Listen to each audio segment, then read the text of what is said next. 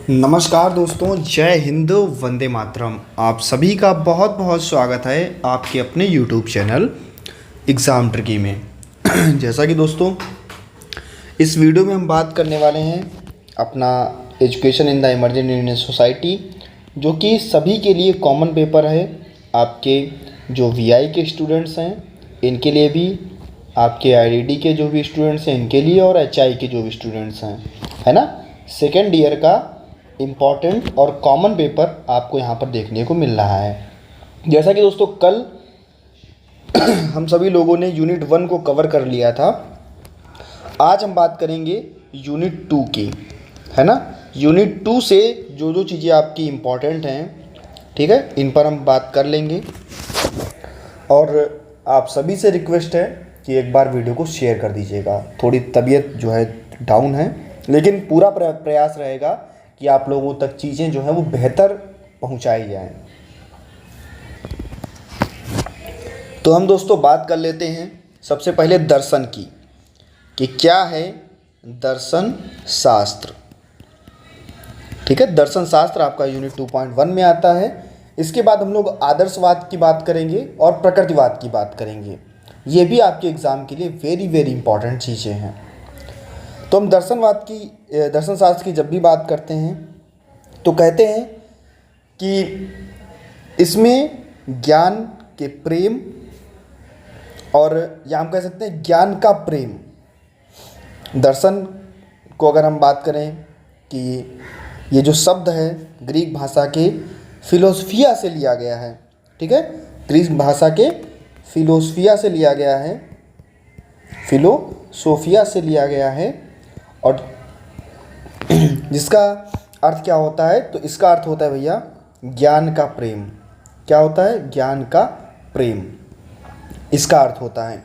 तो जहाँ पर ज्ञान का प्रेम, अस्तित्व, ज्ञान, मूल्य, कारण, मन और वास्तविकता के बारे में बुनियादी सवाल और तर्क की जांच की जाए, उसको हम कह सकते हैं कि ये हमारा दर्शन शास्त्र है।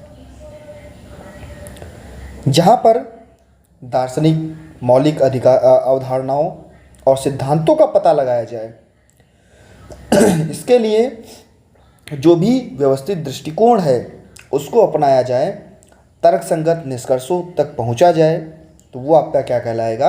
आपका दर्शन कहलाएगा।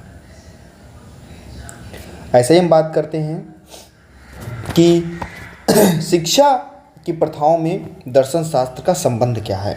क्योंकि हम लोग यहाँ पर शिक्षा में पढ़ रहे हैं, तो हम बात करते हैं कि शिक्षा की प्रथाओं में दर्शन शास्त्र का, दर्शन का संबंध क्या है। तो हम अगर बात करते हैं तो कहते हैं सबसे पहला संबंध है कि भैया ये एक शैक्षिक दर्शन है। क्या है? ये एक आपका शैक्षिक दर्शन है। शैक्षिक दर्शन में किन प्रणालियों से क्या पाठ्यक्रम बनाया जाएगा, क्या शिक्षण विधियाँ रहेंगी, मूल्यांकन का तरीका क्या रहेगा, समग्र शिक्षा में शिक्षा का लक्ष्य क्या होगा, बच्चे कैसे निर्णय और मार्गदर्शन के ढांचे के रूप में हम उसको बच्चे को कार्य करा सकेंगे। इसके अंतर्गत आपके यही शिक्षा दर्शन के अंतर्गत या शैक्षिक दर्शन के अंतर्गत आपका आदर्शवाद, आपका यथार्थवाद, व्यावहारिकतावाद, अस्तित्ववाद, इन सभी के जो दृष्टिकोण हैं वो देखने को मिलते हैं। दूसरा पॉइंट है आपका, जो कि है आपका शिक्षा के उद्देश्य क्या होंगे। आखिरकार बच्चे को शिक्षा दी जाएगी तो भैया उनके उद्देश्य क्या होंगे शैक्षिक दर्शन में। ठीक है, तो हम कहेंगे कि बच्चों को शिक्षा का लक्ष्य रखा जाएगा, और लक्ष्य को किस प्रकार से परिभाषित किया जाएगा। जिन बच्चों का बौद्धिक, नैतिक और चरित्र के विकास पर जोर दिया जाएगा, यानी कि जो बच्चे होंगे उनके बौद्धिक, नैतिक और चरित्र के विकास पर जोर दिया जाएगा, जबकि उनके व्यवहारिक जो पहलू हैं, चाहे वो किसी प्रकार का कौशल हो, समस्या समाधान की क्षमता हो, इन चीज़ों को आगे बढ़ाया जाएगा। और इन चीज़ों को आगे बढ़ाने के लिए हम जिन शिक्षण विधियों का प्रयोग करेंगे, जैसे छात्रों से बातचीत करेंगे, तो इस माध्यम से हम लोग शिक्षा के उद्देश्यों तक पहुंच सकते हैं। क्योंकि मेन मुद्दा ये है कि बच्चे का बौद्धिक, बच्चे का नैतिक, बच्चे का चारित्रिक विकास किया जाए और समस्या समाधान की जो क्षमता है वो बच्चे में विकसित की जाए। ऐसे व्यवहार को बढ़ाया जाए जहाँ पर बच्चा समस्या समाधान को कर सके। तीसरा पॉइंट है आपका पाठचर्या विकास। पाठचर्या विकास, तो पाठचर्या के विकास के अंतर्गत, क्योंकि पाठचर्या बनाई जाएगी तो कौन से विषय होंगे, किन सामग्रियों का उपयोग किया जाएगा, है ना, शिक्षण की किन किन सामग्रियों का चयन किया जाएगा, मान्यताएं क्या होंगी और कैसे हम बच्चे को ज्ञान प्राप्ति की ओर आगे ले जा सकते हैं। पाठचर्या विकास जब हम बेहतर करेंगे तभी तो हम बच्चे को ज्ञान प्राप्ति की ओर आगे ले जाएंगे, तो वो आपका पाठचर्या विकास के अंतर्गत आएगा। नेक्स्ट आपका क्या है, हम कहेंगे सर चौथा पॉइंट आपका है, इस पे हम बात करेंगे, कहेंगे भैया ये क्या है, शिक्षण विधियाँ। शिक्षण विधियाँ क्या है, शिक्षण विधियाँ। तो भैया शिक्षण विधियों के अंतर्गत हम क्या करते हैं कि बच्चे को ऐसे शिक्षण दृष्टिकोण को अपनाते हैं जहाँ पर हम उदाहरण के लिए उनको चीज़ों को समझा सकें, जहाँ पर शिक्षार्थी यानी कि बच्चा सक्रिय रूप से ज्ञान का निर्माण कर सके और जो भी कंडीशन हो वहाँ पर बच्चा बेहतर रूप से चीज़ों को समझ सके। तो ये आपका शिक्षण विधियों के अंतर्गत आता है जहाँ पर बच्चा सक्रिय रूप से ज्ञान का निर्माण कर सके। ऐसे ही अगर हम बात कर लें भैया नेक्स्ट पॉइंट की, तो नेक्स्ट पॉइंट है आपका जिसको हम कहते हैं, जिसको हम क्या कहेंगे, पांचवा पॉइंट है आपका, कहेंगे शिक्षा की नैतिकता क्या है। ठीक है, मॉरलिटी क्या है, नैतिकता क्या है शिक्षा की। तो हम कहेंगे शिक्षा में नैतिक रूप से क्या सही है और क्या गलत है, छात्रों को समाज के प्रति शिक्षकों की जिम्मेदारी और सही और गलत, इन नैतिकताओं के माध्यम से हम नई चीज़ों को खोजने के लिए कोशिश करेंगे कि नई चीज़ें बच्चे कर पाएँ। शिक्षक नीतियाँ क्या बनेंगी, तो बच्चों को विचारों को, उनके बच्चों के विचारों को शैक्षिक नीतियों के अंतर्गत और उनके सुधार को जोड़ा जाए, जिससे बच्चे में समानता बने, समावेशिता का बढ़ावा हो और जो शिक्षा के उद्देश्य हैं, जो उनका मेन लक्ष्य है, उन लक्ष्यों तक बच्चे पहुंच सके। तो ये आपके शैक्षिक उद्देश्य कहलाएंगे। हम कह सकते हैं कि दर्शन के अंतर्गत जो भी बच्चे या जो भी दर्शन का दृष्टिकोण है उसमें हम कह सकेंगे कि शिक्षा के मूलभूत सिद्धांतों और प्रथाओं को सूचित करें। इसका उद्देश्य पाठ्यक्रम, शिक्षण विधियाँ, नैतिक विचारों को आकार देना और जो भी पूछताछ है इनमें संलग्न होकर के मानवताओं और अंतर्दृष्टि को आगे बढ़ाना। ठीक है, और सब में विचार करना, उद्देश्यपूर्ण सीखने का माहौल बनाना, ये आता है भैया आपका दर्शन शास्त्र के अंतर्गत। तो दर्शन शास्त्र के बाद में जो आपका दूसरा पॉइंट है, इसमें हम बात करते हैं कौन सा आपका दूसरा पॉइंट है, तो हम कहेंगे जो आपके यूनिट 2.2 में दिया गया है, जिसको आप लोग कहते हो कि सर आदर्शवाद क्या है। क्या हम बात करेंगे, हम बात करेंगे आदर्शवाद की। आदर्शवाद की हम बात करेंगे और आदर्शवाद आप इसको वेरी वेरी इंपॉर्टेंट लगा लीजिएगा। आदर्शवाद क्या है, अगर हम एक शब्द में बात करें, एक लाइन में बात करें, तो कहेंगे अंतिम वास्तविकता में विचार या आदर्शवाद शामिल है।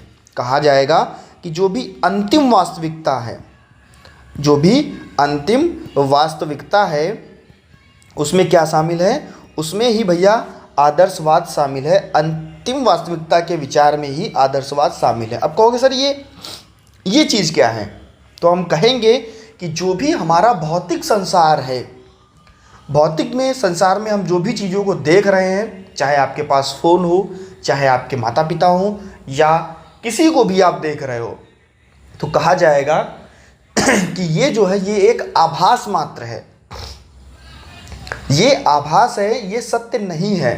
सत्य क्या है, सत्य क्या है कि इन भौतिक जगत में हम ईश्वर को देखें, परमात्मा की प्राप्ति करें, वही आपका क्या कहलाएगा, आदर्शवाद कहलाएगा। यानी कि हमारे इस भौतिक जगत में जो चीज़ें हैं वो वास्तविक नहीं हैं, बल्कि वास्तविक चीज़ें क्या हैं? जो हमारा मानसिक जगत है। हम सोच रहे हैं कि भगवान कोई है, ईश्वर कोई है, तो जो हमारा मानसिक जगत है वो सत्य है। और भौतिक संसार जो है, भौतिक संसार का जो आधार है वो पदार्थ को मानना है। ना कि हम कह सकते हैं कि जो क्रियाएं, जो विचार, जो चेतना, जो तर्क, जो प्रस्तुतिकरण, जो अनुभव हम वास्तविक सत्ता में कर रहे हैं वही चीज़ें हमारे लिए महत्वपूर्ण हैं। बल्कि हम अगर अंतिम शक्ति मानते हैं तो आध्यात्मिकता को मानते हैं। अंतिम सत्य हम किसको मानेंगे? परमात्मा को मानेंगे। आत्मा अजर अमर है, लेकिन जो हमारी ये चीज़ें हैं जो हमें भौतिक जगत में देखने को मिल रही हैं ये कुछ भी नहीं है।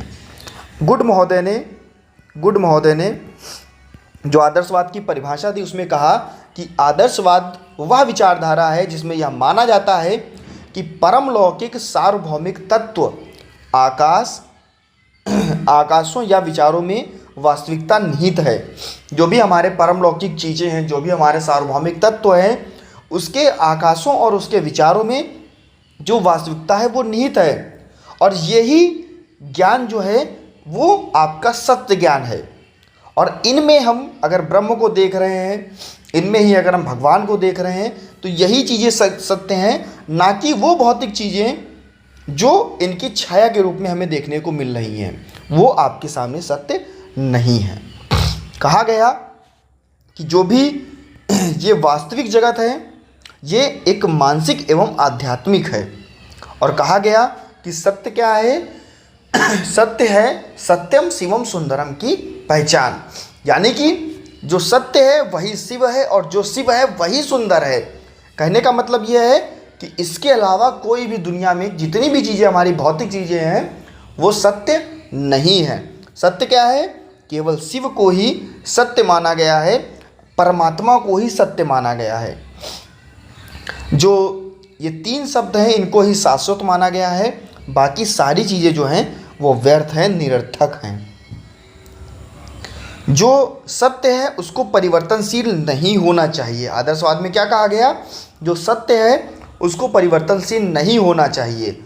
यानी कि अगर आपने कोई सत्य बोल दिया है तो आप उस सत्य पर अडिग रहें, ना कि किसी की भलाई के लिए उस सत्य को हम असत्य के रूप में ठहराएं। ये कहा गया है आदर्शवाद में। कहा गया कि मानव का विकास उसकी भौतिक और आध्यात्मिक शक्तियों पर निर्भर है। जो उसकी भौतिक शक्तियाँ हैं और आध्यात्मिक शक्ति है उस पर ही मानव का विकास जो है वो निर्भर है। और क्या कहा गया? हमारा विवेक और मानसिक एवं आध्यात्मिक दृष्टि ही सत्य का ज्ञान जो है उसका साधन बनती है। सत्य को परिवर्तनशील नहीं होना चाहिए। इस संसार में जो भी भौतिक चीज़ें हैं वो भैया बिल्कुल कह सकते हैं कि वो असत्य हैं। और कहा गया जितने भी यहाँ पर आदर्शवादी थे इनके अनुसार कहा गया कि जो इस भौतिक जगत में जो लक्ष्य होना चाहिए वो होना चाहिए ज्ञान की प्राप्ति। ठीक है? और ज्ञान ही जो है, ज्ञान की प्राप्ति ही जो है वो हमें चरम सुख, चरम विकास की ओर आगे बढ़ाएगी। और कह सकते हैं कि जो आदर्शवादी शिक्षा है उसका उद्देश्य व्यक्ति की आत्मानुभूति, सत्यम शिवम और सुंदरम इनकी प्राप्ति करना हो। कहा गया सा विद्या या विमुक्ति, यानी कि विद्या वही है जो हमें लक्ष्य तक प्रदान करे, जो हमें मुक्त रूप से हमें लक्ष्य तक पहुंचाए। तो ये आपका कहा गया आदर्शवाद के बारे में। नेक्स्ट आपका क्या था? आपका था प्रकृतिवाद। क्या था? प्रकृतिवाद। और आदर्शवाद और प्रकृतिवाद आपके लिए वेरी वेरी इंपॉर्टेंट हैं। और यहाँ पर आपको पता है कि जो आपका रिवीजन करवाया जा रहा है ये आपके महत्वपूर्ण टॉपिकों पर ही रिवीजन करवाया जा रहा है। तो प्रकृतिवाद क्या है? आप कहोगे भैया प्रकृतिवाद जिसको हम लोग बोलते हैं नेचरलिज्म। ठीक है? नेचरलिज्म जिसको हम लोग बोलते हैं, प्रकृतिवाद जिसको बोलते हैं। और कहते हैं इसमें, देखिए नाम से स्पष्ट है, प्रकृति। इस प्रकृतिवाद में क्या कहा गया कि भैया प्रकृति जो है हमारी आसपास की जो भौतिक चीज़ें हैं, जो हमारी प्रकृति है, इसी को हम सर्वोपरि मानेंगे।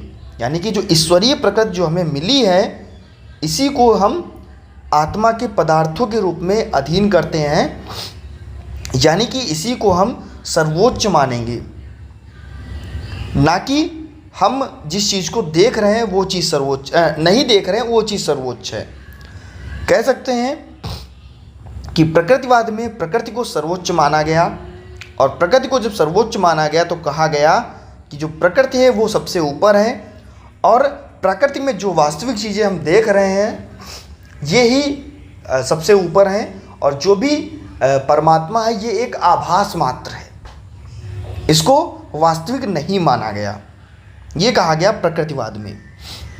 कह सकते हैं हॉकिंस के अनुसार प्रकृतिवाद तत्व मीमांसा का वह रूप है जो प्रकृति को वास्तविक मानता है, अर्थात जो हमारा ये जगत है ये वास्तविक है, और जो हमारे जगत के जो क्षेत्र हैं उनको वास्तविक रूप में माना गया, ना कि हमारे ब्रह्मांड में जो चीज़ें हमें नहीं दिख रही हैं उसको वास्तविक माना जाए।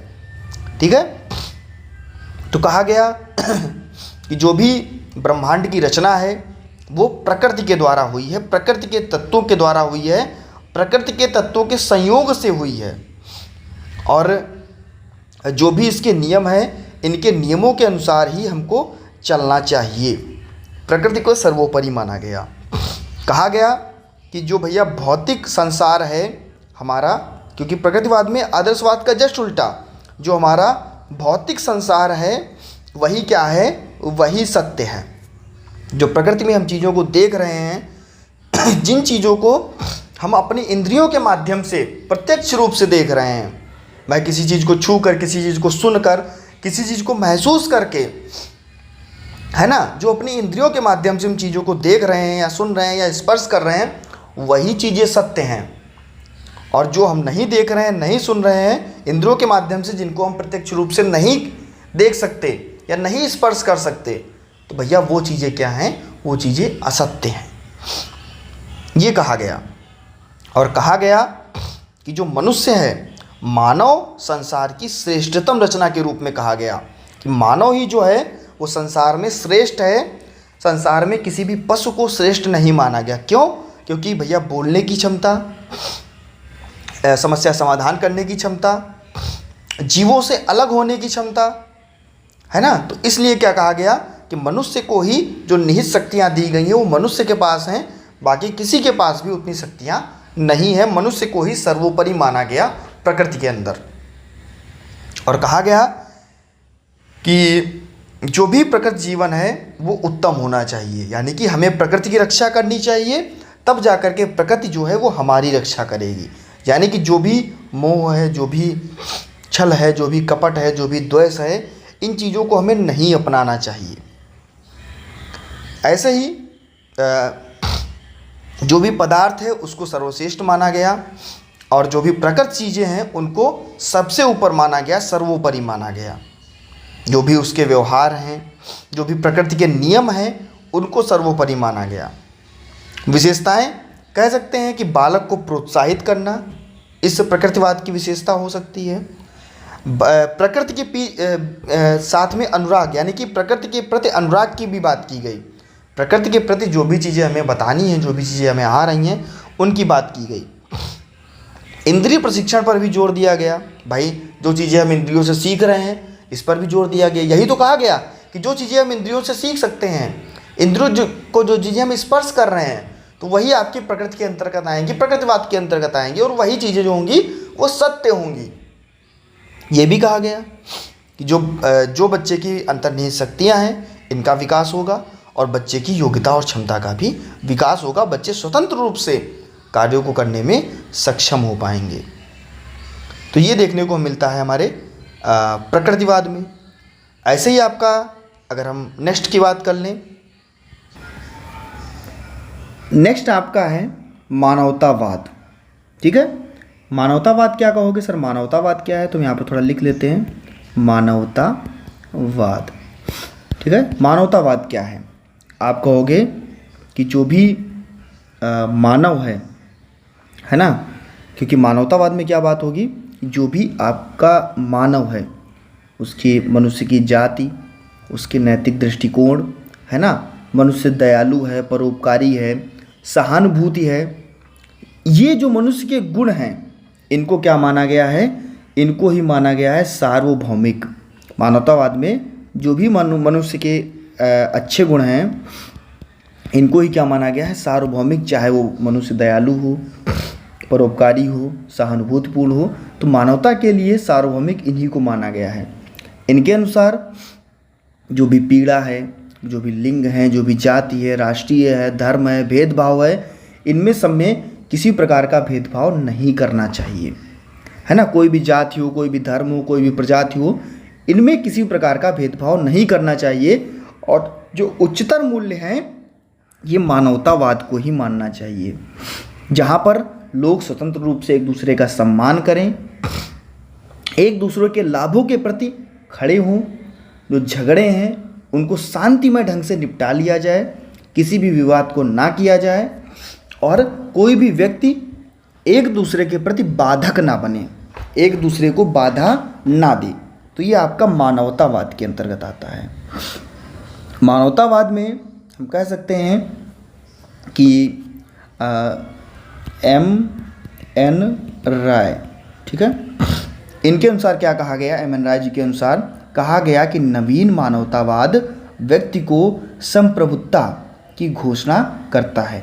वह इस मान्यता को लेकर चलता है कि ऐसे समाज का निर्माण करना संभव है जो तर्क पर आधारित हो तथा नैतिक हो, क्योंकि मनुष्य प्रकृति से ही तर्कशील, विवेकी और नैतिक प्राणी है, और यही नवीन मानवतावाद जो है वो व्यक्त करेगा, बनाएगा।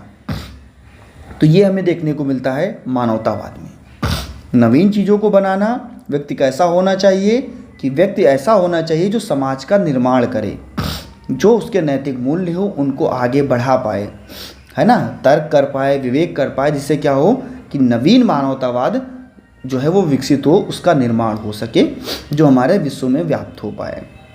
कहा गया मानवतावाद के अनुसार, कहा गया कि संसार में कोई भी नियामक सत्ता नहीं है। कहा गया संसार की कोई भी नियामक सत्ता नहीं है। और क्यों नहीं कहा गया? इसलिए नहीं कहा गया क्योंकि मानवतावादियों की दृष्टिकोण के अनुसार विश्व की अपनी सृजनात्मक शक्ति है, और इन्हीं सृजनात्मक शक्तियों का निर्माण जो है वो व्यक्ति करता है, ना कि कोई कर्ता के अनुसार किया जाता है। इसलिए कहा गया कोई भी नियामक सत्ता नहीं है। कहा गया कि जो भौतिक जगत है वो सत्य है, और जो आध्यात्मिक जगत है वो सत्य नहीं है। यानी कि इन्होंने भी प्रकृतिवादियों के अनुसार हमारे भौतिक पदार्थों को सत्य माना, जो भी हमारी वस्तुएं हैं, जहाँ पर हम क्रियाएं कर रहे हैं, है ना, इन चीज़ों को सत्य माना। और जीवन जीने के लिए वस्तुतः हमें सत्य का ही सहारा लेना होगा, और इस संसार को परिवर्तनशील और विकासशील होना होगा, विकासशीलता की ओर बढ़ना होगा। ये कहा गया आपके मानवतावाद में। कहा गया कि ईश्वर जो हैं, इस मानवतावाद में क्या कहा गया? जो ईश्वर है, जो ईश्वर है वो भैया उसका कोई अस्तित्व नहीं है।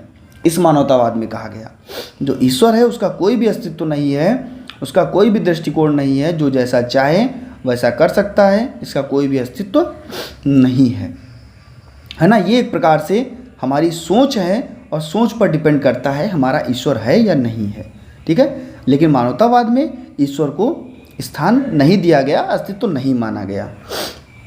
और कहा गया कि जो भी मानवतावाद है इसमें जो भी आवश्यकताओं की पूर्ति मनुष्य करेगा वो अपने अनुसार, अपने मूल्यों के अनुसार, अपनी भावनाओं के अनुसार, है ना, इन चीज़ों के अनुसार अपनी आवश्यकताओं की पूर्ति करेगा, एक दूसरे से अच्छे संबंधों को बना करके। जो भी मनुष्य की भौतिक रचनाएं हैं इन पर मनुष्य कार्य करेगा। तो इस प्रकार से आपका मानवतावाद था, जो कि आप लोग पढ़े होंगे, अच्छे से पढ़े होंगे। बहुत ज़्यादा इम्पॉर्टेंट नहीं है, लेकिन आदर्शवाद और प्रकृतिवाद आपके लिए बहुत ज़्यादा इम्पॉर्टेंट है। इसके बाद में अगर हम बात कर लें तो इम्पॉर्टेंट चीज़ों की, तो हम बात करते हैं भैया, कहेंगे कि जो आपके महात्मा गांधी जी थे, है ना, क्योंकि महात्मा गांधी का शिक्षा दर्शन आपके पेपर में पूछ लिया जाता है। तो महात्मा गांधी, और इससे पहले अगर हम बात कर लें कि एक आपका और आता है प्रोजेक्ट मेथड, ठीक है, प्रोजेक्ट मेथड। प्रोजेक्ट मेथड में क्या होता है आप कहोगे ये किसने दिया, तो आप कहोगे सर ये दिया था जॉन डीवी भी लिखा होता है और ऐसे हम लोग लिखते हैं डेवी, ठीक है। जो ऐसे भी हम लोग पढ़ते हैं ड्यूवी भी पढ़ सकते हैं, जॉन डीवी भी पढ़ सकते हैं, तो ठीक है। जॉन डीवी के विचारधारा के बाद में भैया उनके जो शिष्य थे किलपैट्रिक, ठीक है, किलपैट्रिक, ठीक है। इनकी इसमें क्या हुआ था कि जो परियोजना विधि थी इसके मूलधार थे वो थे जॉन डीवी, इनकी विचारधारा थी। लेकिन जॉन डीवी के जो शिष्य थे वो थे किलपैट्रिक, और किलपैट्रिक ने डीवी की विचारधारा पर क्या दिया, प्रोजेक्ट मेथड दिया, परियोजना मेथड दिया। अगर हम परिभाषा की बात कर लें यहीं पर प्रोजेक्ट मेथड की, तो परिभाषा क्या होगी, आप कहोगे सर परिभाषा प्रोजेक्ट कार्य एक इकाई है या एक विधि है जिसके द्वारा जिसमें छात्रों को कार्य की योजना और संपन्नता के लिए उत्तरदायी बनाया जाता है। यानी कि प्रोजेक्ट कार्य बच्चे को दिया जाता है, उसमें क्या होगा कि बच्चा अपनी रुचि के अनुसार उस परियोजना को करेगा, उस प्रोजेक्ट को बनाएगा। आप लोगों ने भी प्रोजेक्ट बनाए होंगे, तो वहाँ पर आप नई चीज़ों को समावेशित करते थे, है ना। जो भी आपके जीवन कौशल में चीज़ें चल रही होती थी आप उनको भी जोड़ते थे, और जो आपको टॉपिक दिया गया है उसका आप प्रयोग करते थे, जिससे कि आप उसको जीवन का एक भाग के रूप में माने और उसका प्रयोग वो आप आगे कर सके, विद्यालय में उसका प्रयोग कर सके। तो जो भी आपको टॉपिक दिया जाता था इसमें क्या होता था कि बच्चा रोचकता दिखाता था उस टॉपिक को करने में। बच्चे को टॉपिक दिया गया, बच्चे ने खोज विधि का प्रयोग किया, डिस्कवरी मेथड का प्रयोग किया और उस समस्या को, उस प्रोजेक्ट को हल किया, ठीक है। तो ये देखने को मिलता था। इसके बाद में जो भी परियोजना का उद्देश्य क्या है, भाई आखिरकार हमने प्रोजेक्ट क्यों दिया है, उसका उद्देश्य क्या है, उसको हम क्यों बच्चे से हल करा रहे हैं, बच्चे की समस्या क्या है, इसको हल करना भैया उसका उद्देश्य होता था। अब बच्चा अगर स्वयं से कर रहा है तो बच्चा उस कार्य को करने में क्रियाशीलता भी दिखाएगा। बच्चा कार्य करने में स्वाभाविक क्रियाशीलता दिखाता था। जहाँ पर बच्चा जानने की इच्छा यानी कि जिज्ञासा, तर्क करता था और जो भी उसकी प्रवृत्तियाँ थीं या प्रोजेक्ट विधि थी उसके अनुसार जो भी शिक्षक है, बालक और शिक्षक दोनों को क्रियाशील रहना पड़ता था। इसके बाद में बच्चा करने में स्वतंत्रता भी दिखाएगा उस कार्य को, क्योंकि अगर भैया बुखार हो रखा है तो हो सकता हो कि थोड़ा समस्या आ रही हो आप लोगों को आवाज़ में या किसी भी चीज़ में, तो उसके लिए माफ़ी मैं चाहता हूँ। लेकिन कोशिश यही रहेगी कि ज़्यादा से ज़्यादा आप लोगों तक चीज़ों को पहुँचाया जाए। लेकिन आप लोगों का भी पूरा उत्तरदायित्व है कि आप वीडियो को शेयर कर दें अपने सभी मित्रों के पास में, और जितने भी लोग यहाँ से जुड़े हुए हैं और ज़्यादा लोगों को भी जोड़ लें, क्योंकि यहाँ पर जितना ज़्यादा से ज़्यादा मैं कोशिश करूँगा कि ज़्यादा से ज़्यादा आपको चीज़ें प्रोवाइड कराई जाए। बस दोस्तों यही कहना चाहूँगा। और आगे हम लोग बच्चे की, मैंने क्रियाशीलता पर बात कर ली, बच्चे की व्यक्तिगत विभिन्नता पर भी बात कर लेंगे। तो जहाँ पर हम कहेंगे कि बच्चा अपनी क्षमता के अनुसार, है ना, क्योंकि हर बच्चे में व्यक्तिगत विभिन्नता होती है, तो बच्चा अपनी क्षमता के अनुसार, बच्चा अपनी योग्यता के अनुसार, है ना, और बच्चे के जो गुण हैं उसमें भिन्नता पाई जाती है। और जब प्रोजेक्ट बनाता है बच्चा तो अपनी रुचियों के अनुसार अपने आधार पर काम करता है। ये देखने को मिलता है हमारे प्रोजेक्ट मेथड में। बच्चे की उपयोगिता क्या है, बच्चा कहाँ पर रुचि दिखा रहा है, मनोवैज्ञानिक तत्व क्या हैं, और बच्चा प्रोजेक्ट जब बना रहा है तो विशेषकर रुचि ले रहा है या नहीं ले रहा है। और बच्चा जब प्रोजेक्ट बनाता है तो रुचि करके ही बनाता है, क्योंकि उसको चीज़ों को ढूंढना पड़ता है।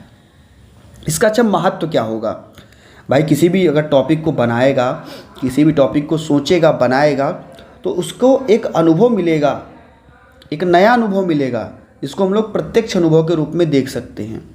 उसके तथ्य, उसकी स्थितियाँ, मापन, अवलोकन जो छात्र स्वयं कर रहा है, ठीक है, तो वो उसको अर्जित करेगा। बच्चा करके सीखेगा, ठीक है, बच्चा करके सीखेगा, बच्चा लर्निंग बाय डूइंग पर कार्य करेगा। बच्चा अपने स्वयं से करेगा, रुचि से करेगा, उत्साह से करेगा और बच्चा करके सीखेगा।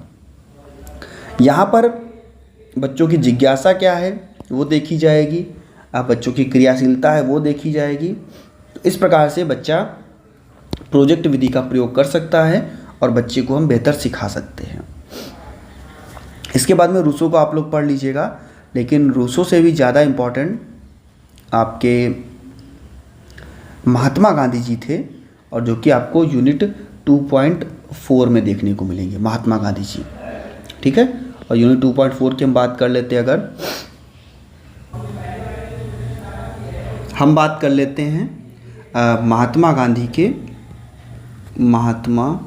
गांधी के जो चीज़ें आपके लिए इम्पोर्टेंट है भैया उन्हीं पर बात कर रहा हूँ, कि शिक्षा दर्शन की, ठीक है, महात्मा गांधी के शिक्षा दर्शन की। और ये आपसे पेपर में पूछा भी जा सकता है, महात्मा गांधी का शिक्षा दर्शन क्या है।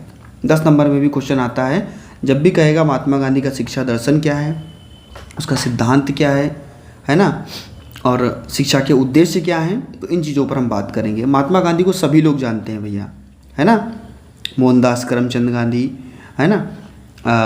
जन्म कहाँ पर, तो आप कहोगे सर पोरबंदर में, है ना। और अगर हम बात करें तो कहोगे सर 2 अक्टूबर को हुआ था, है ना, 1869 को हुआ था। तो ये चीज़ें हम देखने को मिलती है महात्मा गांधी के जन्म के बारे में। हम सीधे बात करते हैं इनके शिक्षा दर्शन की। गांधी जी का शिक्षा दर्शन, तो गांधी जी का जो शिक्षा दर्शन था उनके जीवन दर्शन पर आधारित था। गांधी जी का जो शिक्षा दर्शन था वो जीवन दर्शन पर आधारित था, जहाँ पर आप बात करते हो सत्य की, आप बात करते हो अहिंसा की, है ना, हम बात करते हैं किसकी, त्याग की, है ना, निष्ठा की और दूसरों के प्रति सहानुभूति की, ठीक है। जो इनका शिक्षा दर्शन था सत्य, अहिंसा, त्याग, निष्ठा और सहानुभूति पर, और जो मानवीय गुण थे, मानवीय श्रद्धा थी, इन पर बढ़ा हुआ था, इन पर था। हम ऐसे भी कह सकते हैं कि जीवन पर्यंत जो भी चीज़ें उनके साथ हो रही थी या जिन चीज़ों का वो उपयोग कर रहे थे, महात्मा गांधी एक सामाजिक, राजनीतिक, आर्थिक और आध्यात्मिक इन सभी चीज़ों में जो उनका लक्ष्य था, क्योंकि इन सभी चीज़ों में इनको उपयोगी माना जाता था।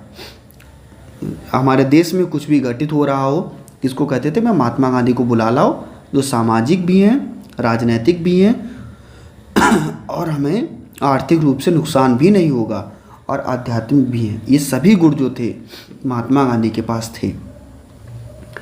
तो महात्मा गांधी का जो शिक्षा दर्शन था, जहाँ पर महात्मा गांधी क्या कहते थे कि शिक्षा के द्वारा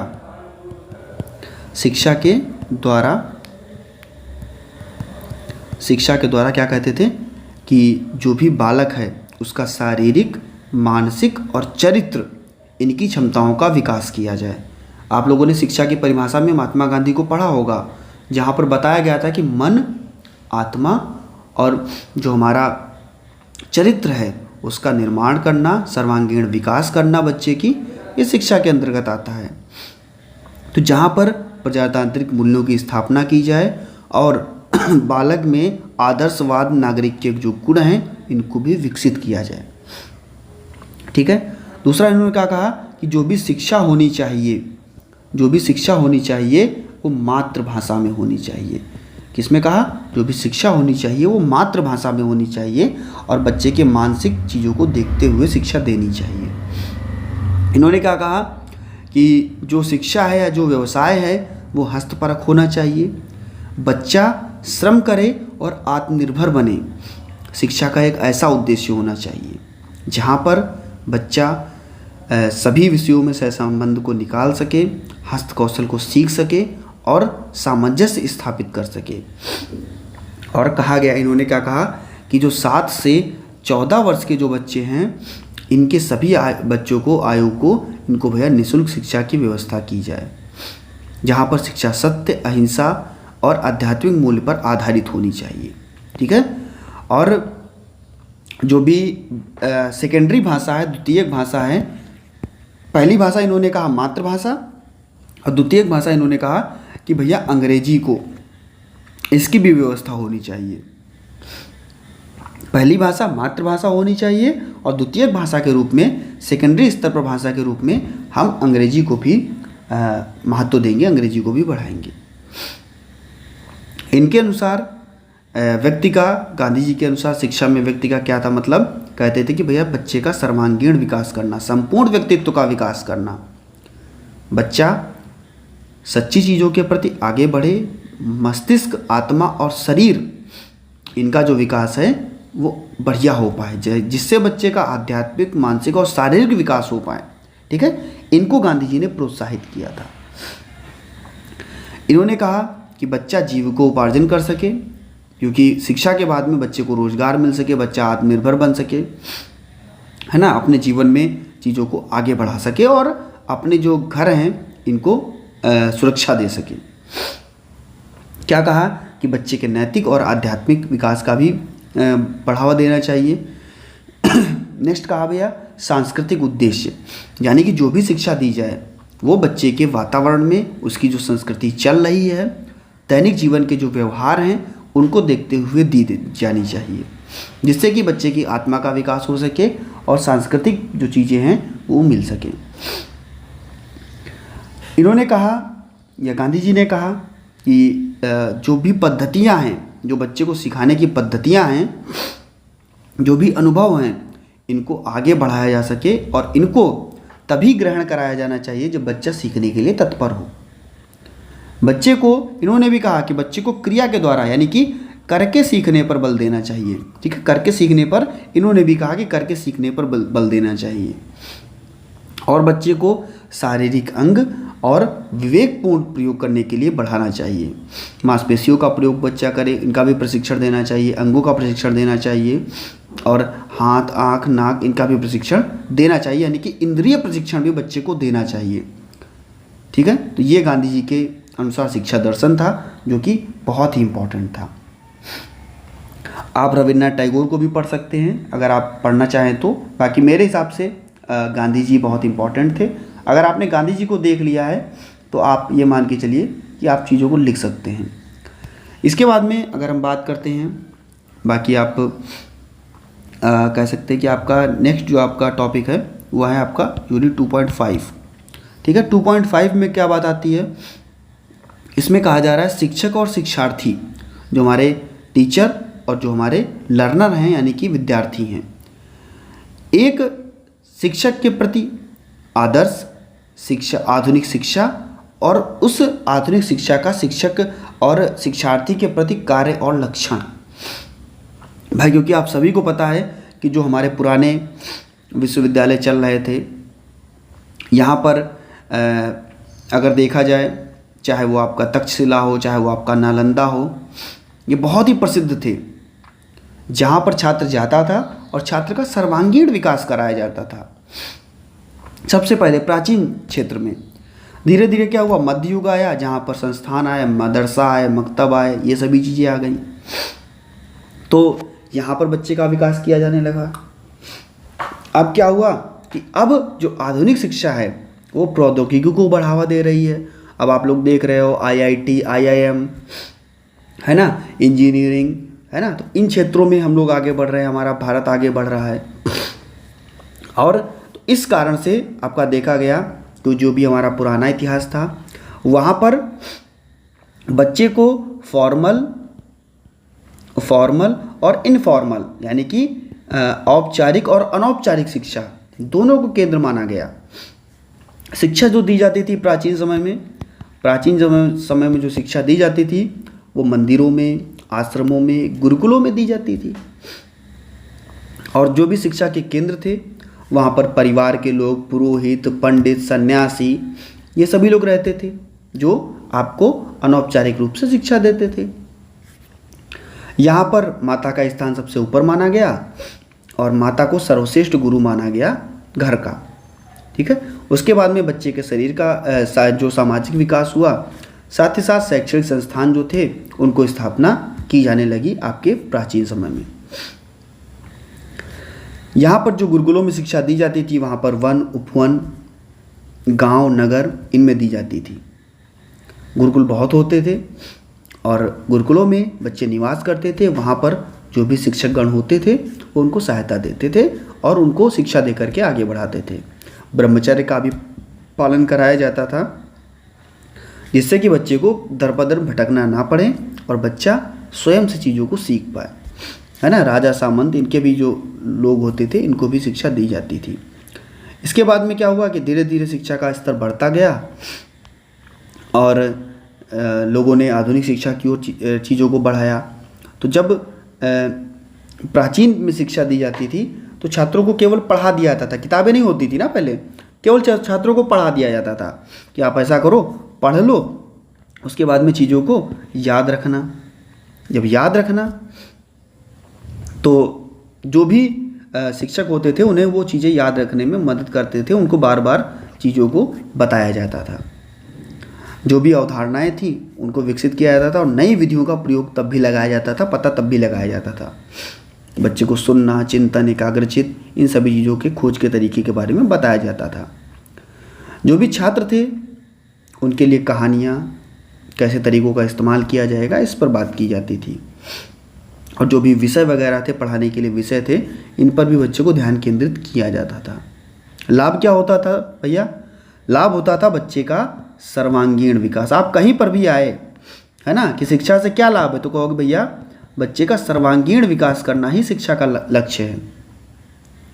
बच्चे को व्यवहारिक ज्ञान पर बल देना ही बच्चे का लक्ष्य है। जो भी कक्षा है प्राचीन समय में जंगलों में निर्माण किया जाता था और वातावरण सुखद रहता था। जो भी पाठ्यक्रम है उस पर सरकार का कोई हस्तक्षेप नहीं होता था। उसका जो हस्तक्षेप होता था वो राजाओं पर होता था।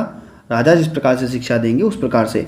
और हाँ भैया, जो महिलाएं होती थी इनको प्राचीन समय में गुरुकुलों में शिक्षा नहीं दी जाती थी। इसके बाद क्या हुआ कि भैया आधुनिक समय आया, आधुनिक शिक्षा आई, जहाँ पर कह सकते हैं कि 1830 में थॉमस बमिंगटन मैकाले ने अंग्रेजी भाषा की शिक्षा की शुरुआत की और जो भी विषय थे, जो भी पाठ्यक्रम थे, उनको अंग्रेजी में करना शामिल किया गया। इससे क्या हुआ, क्यों इन्होंने किया? क्योंकि भैया ये करते थे ईसाई धर्म का प्रचार प्रसार, और जो वहाँ पर चीज़ें दी गई थी वो दी गई थी इंग्लिश में, अंग्रेजी में। तो ये अपने ईसाई धर्म के प्रचार प्रसार के लिए अंग्रेजी शिक्षा को लाए, ठीक है, अंग्रेजी माध्यम से शिक्षा दी जाए।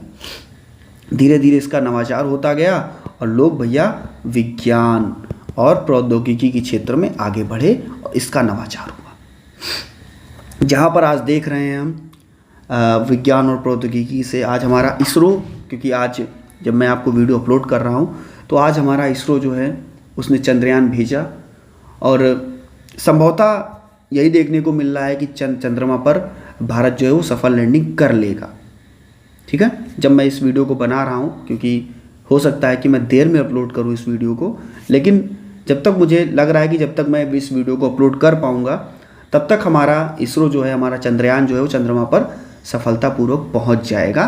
बस यही आशा है। तो देखिए हमने प्रौद्योगिकी में कितना बढ़ावा दिया।